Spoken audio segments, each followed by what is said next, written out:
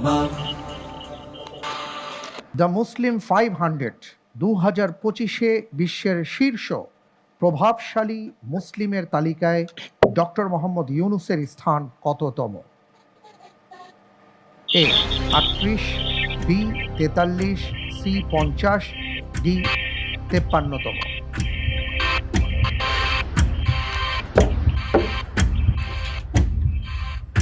আলহামদুলিল্লাহ, আমি আল্লাহ তাআলার উপর ভরসা করে এই প্রশ্নের উত্তর হিসেবে বেছে নিচ্ছি অপশন সি 50তম।